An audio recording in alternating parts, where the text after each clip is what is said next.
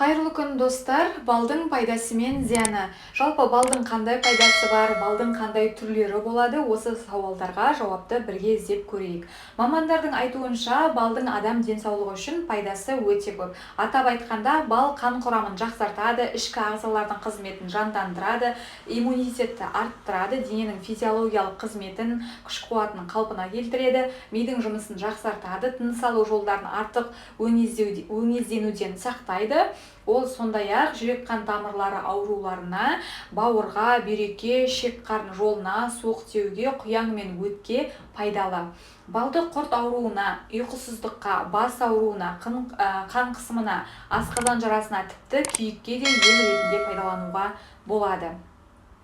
Балдың сондай-ақ аллергияға, бактерияға қабынуға қарсы да қасиеттері анықталған.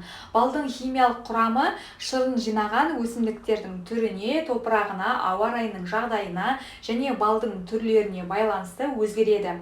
Балдың сапасы негізінен хош иісі, дәмі, түсі, тығыздығы, ылғалдылығы, қоректік және жабысқақ қасиеттер арқылы ажыратылады. Өте құнарлы, тойымды болғанына қарамастан, құрамында ауыр қорытылатын элементтер кездеспейді.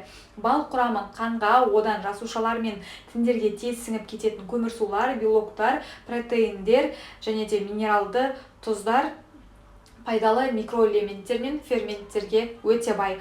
Құрамындағы фруктоза, глюкоза және құрғақ қант, бұлардың барлығы адам ағзасына аса қажетті. Табиғи балдың түрлері. Өмірде табиғи балды ажырату оңай емес. Қантты бал араны қант шырынымен қоректендіру арқылы алынады.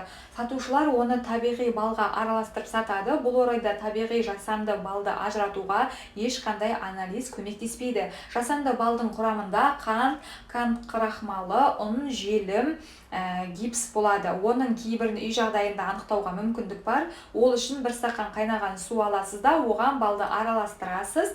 Сол кезде тұнбаның төменгі жағында немесе бетінде механикалық қалдықтар шыға келеді. Ол балдың құрамында крахмалдың бар екендігінің айқындығы.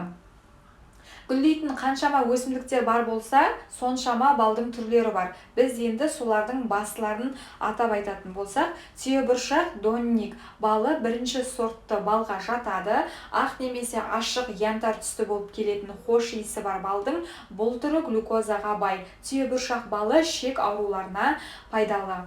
Шайқурай кипрей балы мөлдір жасыл сары түсті сұйық бал. Балдың бұл түрін әлсіздікке, жараны қайтаруға пайдаланылады. Жөке липа балы жақсы сортқа жатады. Сары, жасыл түсті балдың бактерияға қарсы қасиеті бар.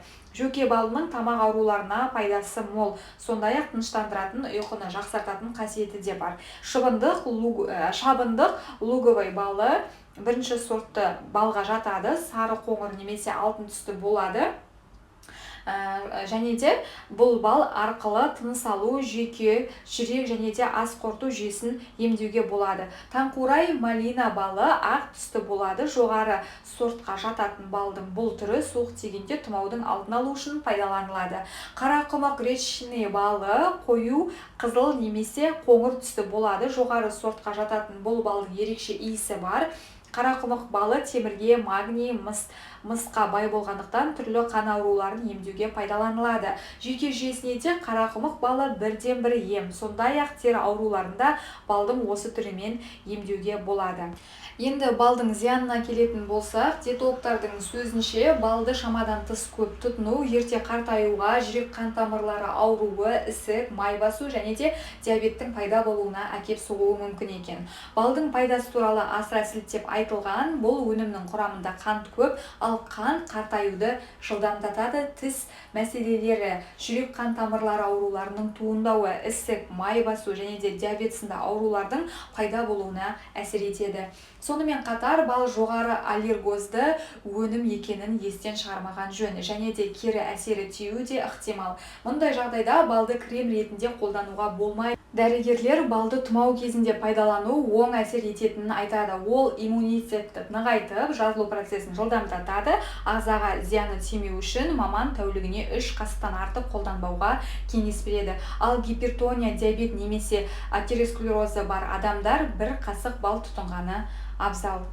Достар, егерде ақпарат пайдалы болатын болса, арнама жазылып, лайк басуды ұмытпаңыздар. Келесі видеода жүздескенше аман сау болыңыздар.